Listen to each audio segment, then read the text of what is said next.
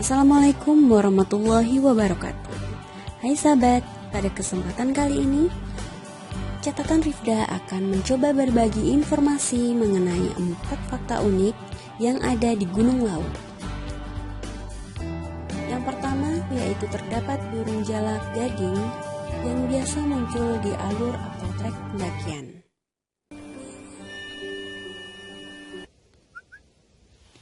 Beruntung saya ditemani jalak gading.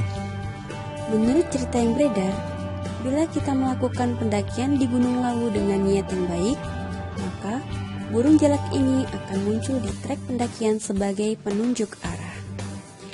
Burung ini akan berada sangat dekat dengan kita seolah-olah jinak dan seolah-olah berjalan di depan kita.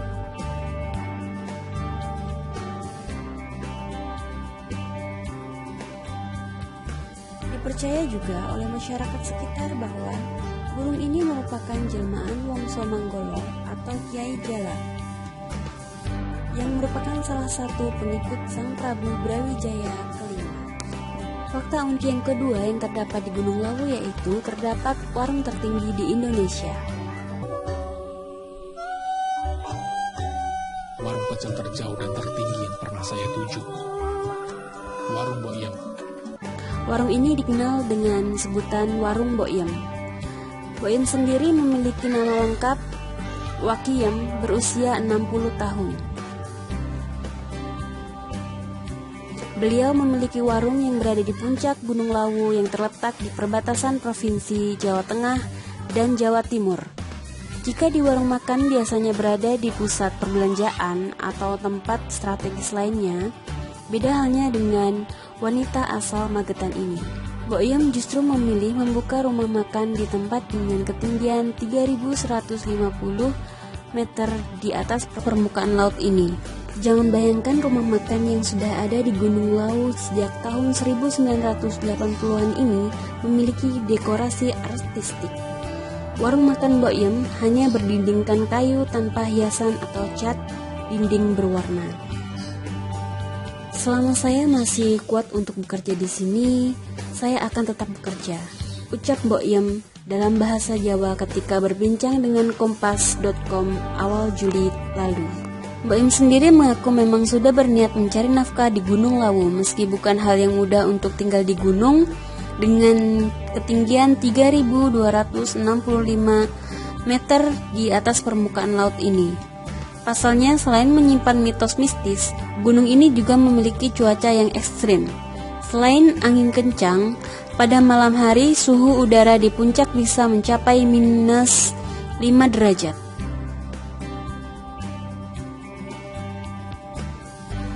Fakta unik yang ketiga, di lereng Gunung Lawu terdapat candi tertinggi di Indonesia. Candi ini bernama Candi Cetro.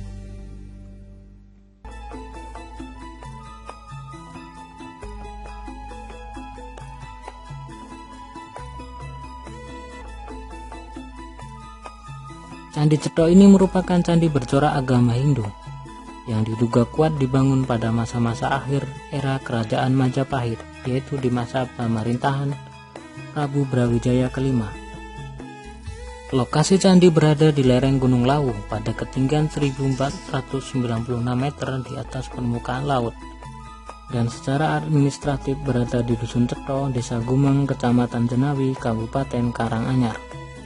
Kompleks candi digunakan oleh penduduk setempat dan juga peziarah yang beragama Hindu sebagai tempat pemujaan.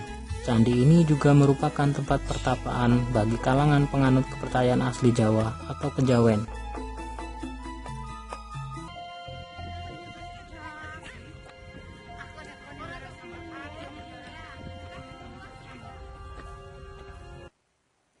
Ketika ditemukan, keadaan candi ini merupakan reruntuhan batu.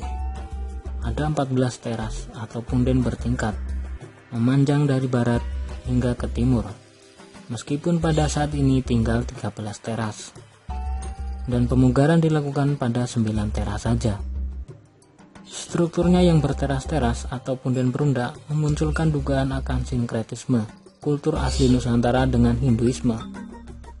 Dugaan ini diperkuat oleh aspek ikonografi bentuk tubuh manusia pada relief yang menyerupai wayang kulit. dengan wajah tampak samping tetapi tubuh cenderung tampak depan. Penggambaran serupa yang menunjukkan periode sejarah Hindu-Buddha akhir. Fakta unik yang keempat, dibukanya kembali jalur klasik Singolangkung.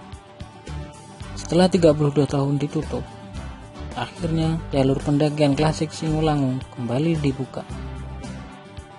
Biasanya pintu jalur pendakian Gunung Lawu ada 3, yaitu Candi Cetro di Kabupaten Karanganyar, Jawa Tengah, kemudian Cemoro Kandang dan Cemoro Sewu di Kabupaten Magetan, Jawa Timur. Kini pendaki mempunyai pilihan satu lagi, yaitu via jalur klasik Singolangkung.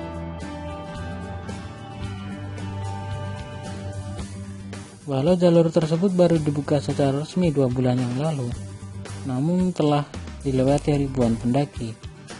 Sejatinya jalur tersebut merupakan jalur klasik yang dijadikan para spiritual pendaki pada era 1980-an, kata Ketua Sanggar Margolawu pengelola jalur klasik Singolangkung Krisna Bayu.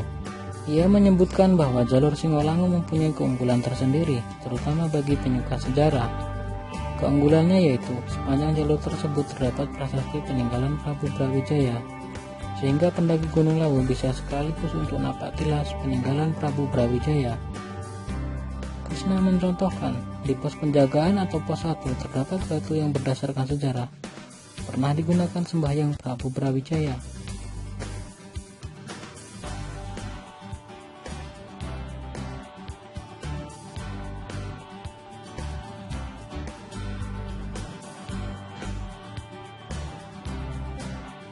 Pendaki juga dapat menemukan prasasti batu lapak yang dipercaya sebagai bekas tapak kuda Prabu Brawijaya.